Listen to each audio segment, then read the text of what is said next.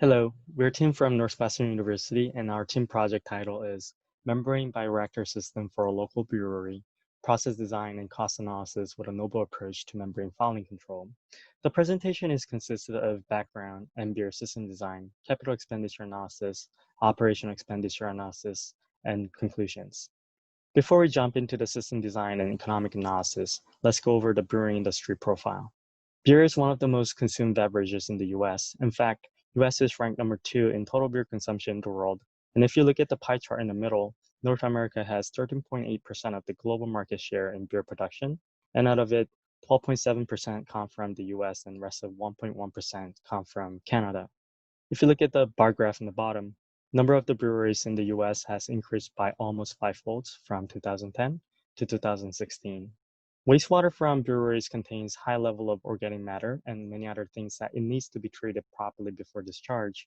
Wastewater surcharge fee from a local municipal wastewater treatment facility can cost up to 19% of the total brewery utility cost. And based on the Brewers Association 2017 benchmarking report, participating breweries have paid over $1 million for wastewater surcharge fee over past 3 years. Hence, we look into wastewater treatment technologies to cut down the operating costs of the brewery and chose the membrane bioreactor system as the best option because it combines biological treatment and membrane filtration for increased effluent quality and disinfection and decreased sludge production. Most importantly, it has small footprint requirements compared to the conventional wastewater treatment process. However, as all membrane suffers from the surface fouling, the MBR process is not immune to membrane fouling, which can reduce its wastewater treatment performance. To mitigate the membrane fouling problem, we investigated the use of the polyelectrolyte complex, also known as PEC, as a potential solution to the problem. PEC is a solid plastic polymer material formed by two oppositely charged polymers, and it has three phases: solid, concentrate, homogeneous liquid, which is denoted as dilute phase, and as you can see in the Turner graph in A, which changes in response to the changing salt concentration, as you can see in image B. In quadrate phase, we can tune the PEC's characteristics such as pore sizes and porosity for different flux rates and selectivity. Logan and his coworkers demonstrated the use of the PEC protective layer coated over the original reversal osmosis membrane, whose results showed a nearly complete membrane restoration after dissolving away the fouled PEC protective layer. Therefore, we thought it could be a good fit for the MBR system to control the membrane fouling. Our project goal is to design an immersed MBR system with an in situ application of the PEC to create a sacrificial protective layer at the MBR membrane surface to improve membrane performance by retarding biofouling and reducing the cost of the membrane cleaning. Now let's move into MBR system design. We chose Destihl Brewery, located in Normal, Illinois, with a total area of around 3,000 square meters. It has 20,000 BVL annual beer production, and we calculated the wastewater flow rate from this brewery to be around 25.6 meters cubed per day using the beer to wastewater ratio, which is typically around 4 to 5 for 10,000 to 100,000 BVL brewery. Here's proposed MBR system layout. Wastewater enters the system through the fine mesh screen, and suspending solids are settled down in the primary cellular. Wastewater then enters the anaerobic, anoxic, and aerobic reactors for biological digestion, and finally filters through the MBR membrane. Wastewater recycles from the MBR tank to anoxic tank. Effluent from the MBR membrane is collected in effluent tank and pumped out from the system. All the sludges are collected in the sludge tank, and T8 and T9 are PEC and salt solution tanks, respectively. When the PEC-coated MBR membrane is fouled, the MBR membrane is backwashed with salt solution from T9 to dissolve away the PEC from the MBR membrane surface to restore the membrane. The dissolved PEC is stored back in T8, and the restored MBR membrane is coated with the PEC protective sacrificial layer again. Here's the size of the MBR system calculation estimated using the parameters in table 1, and these values are typical of MBR system. Peak system flow rate is calculated based on recycle ratio of 4, and the inflow flow rate, which is 25.6 meters cubed per day, which is almost equal to effluent flow rate because sludge production rate is negligible compared to inflow flow rate. and these would make up the mass balance. So total system volume is calculated to be around 106.8 meters cubed. We chose Kubota flat sheet immersed MBR model over other configurations such as multi-tube or hollow fiber MBR model because it's much easier to coat PEC on top of flat sheet model than those type of MBR membranes. Just as I mentioned in the previous slides, effluent flow rate is said to be equal to 25.6 meters cubed per day because sludge production rate is almost negligible compared to the inflow flow rate. And given this effluent flow rate, we calculated the required membrane area to be 42.8 meters squared. And Kubota FS75 with total membrane area of 60 square meter fits the proposed MBR design. So here's the summary of the MBR system size. Primary settler has a volume that is half of the MBR system size, which is 106.8 meters cubed. So half of that would be 53.4 meters cubed. The MBR tank volume is calculated to be 12.8 meters cubed using the rearranged hydraulic retention time equation, and the rest of the system volume is divided equally between the anaerobic and anoxic tank and the aerobic tank. So 23.5 meters cubed for both anaerobic and anoxic reactors, and 47 meters cubed for aerobic reactor. The sludge tank volume is calculated to be 1.5 meters cubed based on the monthly sludge production rate of the system and the approximated sludge density of 721 kilograms per meters cubed of sludge. The effluent tank volume is said to be equal to the daily volume of effluent from the proposed MBR system, so that's 25.6 meters cubed.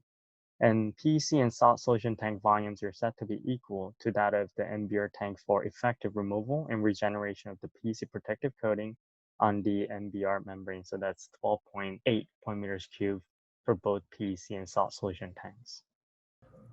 I will now go into detail about how we determine the capital expenditure for our MBR system design, which we will call CAPEX from here on out.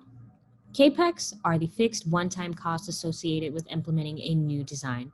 For the purposes of our MBR system, CAPEX encompasses installation costs, land costs, and legal administrative costs. The figure below shows the CAPEX contributions for equipment for an MBR system of 3 different sizes: 100 meters cubed per day, 500 meters cubed per day, and 2,500 meters cubed per day.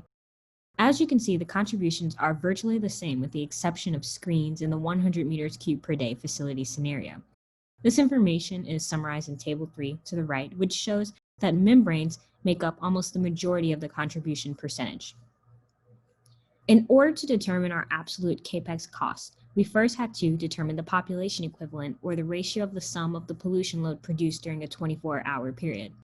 Because we are working with a brewery, the PE lands anywhere between 150 and 350. For the purposes of our system design, we chose a PE of 200, and the Fletcher paper shows that for a flat sheet immersed MBR system, the absolute CAPEX cost will be around 106,860 euros.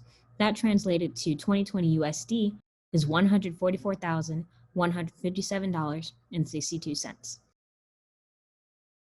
Once we determined our absolute CAPEX costs, we wanted to look into the breakdown of these costs. So we took a look at the DeCarolis paper, which shows the capital costs associated with 2 different sized MBR system facilities, a 1 milligallon per day facility and a 5 milligallon per day facility. Table 4 shows the breakdown of these costs as well as the ratios associated with these breakdowns. We wanted to see if the ratios were any different between 2 different sized facilities. As you can see in Table 4, these ratios are virtually the same. So we used this logic and applied it to our absolute CAPEX cost, which is shown here in Table 5, which shows that for installation costs, our MBR system design will cost about $64,000. Plant costs will be around $37,000. Land costs will be around $27,000. And legal administrative costs will be around $15,000. All of that summed together gives us our absolute CAPEX cost of $144,157.62. Finally, we wanted to associate our CAPEX cost with the flow rate of our system design. And that is what we show here on the left from the Low et al. Paper that shows the installation cost, which can be determined by using the flow rate of the system. With our flow rate around 100 meters cubed per day, we were able to determine an installation cost of around $58,790, which translates to $64,163 2020 USD. We compared these installation costs to the installation costs determined using the decareless ratios, and they were virtually the same, with the decareless ratios giving us an installation value of $64,030. We used this logic to justify all the assumptions that were made previously.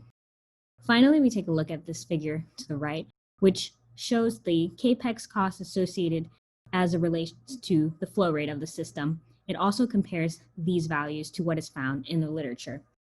What we have found that because our system design has such a low flow rate, the equation also works with what is found in the literature. So we use that to finally justify everything that was used to determine our CAPEX cost of $144,000.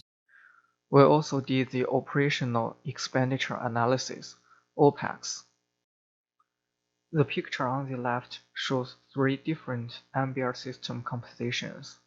They all have the similar composition with different ratios. The power cost is the largest part of all the 3 MBR systems. In this section, we are going to talk about 3 OPEX models with the traditional chemical cleaning, and another OPEX of the same system with the PEC protective surface coating. The first OPEX model is generated from previous studies. Using the nonlinear regression, we can have the OPEX1 model. This model only considers about the system flow rate. According to our system design, the annual permit volume is 9,344 cubic meters, so our annual OPEX is $3,924.48 US. The picture on the right shows the OPEX1 model, which is the blue line. The second OPEX model considers more about the electricity, membrane maintenance, labor, and waste disposal costs. According to previous study, we assume that the waste disposal cost is 21% of the total OPEX. Combining all these elements, we can have the annual OPEX2, which is $3,588.10 US. The third OPEX model is based on OPEX2, but considers more details about the energy demand. The total energy demand is divided to specific energy demand for aeration, energy demand for sludge pumping, energy demand for permeation, and the energy demand for aeration for biological digestion. After all, we can calculate the annual OPEX3, which is $2,653.70 US. Finally, we have the OPEX, including the PEC cost. This model is based on the OPEX3. We assume that 5% of the PEC is lost in each coating and removal cycle. The membrane manufacturer suggests that we should run the chemical cleaning 2 or 3 times each year. So we decided to run the coating and removal cycle 3 times every year. So the chemical cost in the Model 3 should be replaced by 15% of the PEC cost.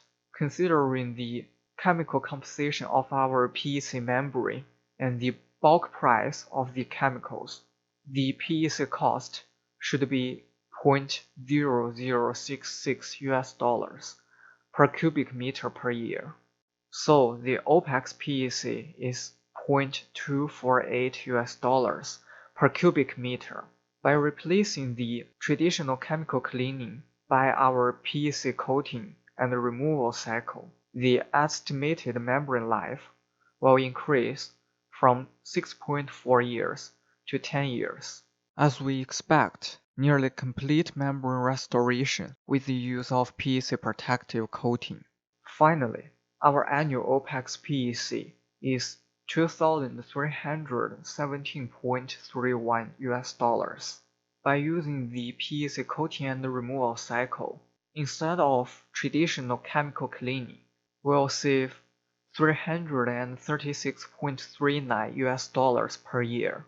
If we want to run the PEC coating and removal cycle, we'll need 2,560 kilograms of 20% potassium bromide solution.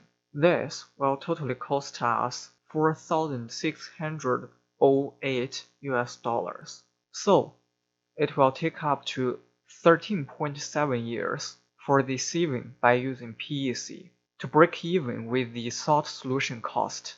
Although using the PEC will take up long time to break even with the salt solution cost, it will extend the membrane life and make the whole system more environmental friendly. From the previous sections, the CAPEX of the proposed system is around $144,000 with the annual OPEX of $2,300. And we compare these values with the estimated wastewater surcharge of the Destihl Brewery. And if you look at the bar graph on the left, the third bar graph will be for the Destihl Brewery because it produces 20,000 BBL per year. And the utility cost will be around $10 per BBL for Destihl Brewery. And since around 19% of that $10 per BBL utility cost is associated with the wastewater surcharge, around $38,000 will be charged for wastewater surcharge fee for Destihl Brewery. Therefore, the break-even period for the proposed system is estimated to be around 4 years. In conclusion, an MBR system was designed for the local Destihl Brewery located in Norman, Illinois to treat their wastewater. We determined that the CAPEX of the proposed system is approximately $144,157.62. The price difference between the annual OPEX with and without PEC is $336.39, or a 12.7% reduction in annual OPEX costs when the PEC is implemented. And finally, the proposed MBR system can greatly reduce the brewery's utility costs by removing the wastewater surcharge, which makes up the cost associated with the CAPEX and OPEX within 4 years. We thank you for listening to our presentation, and here are our references.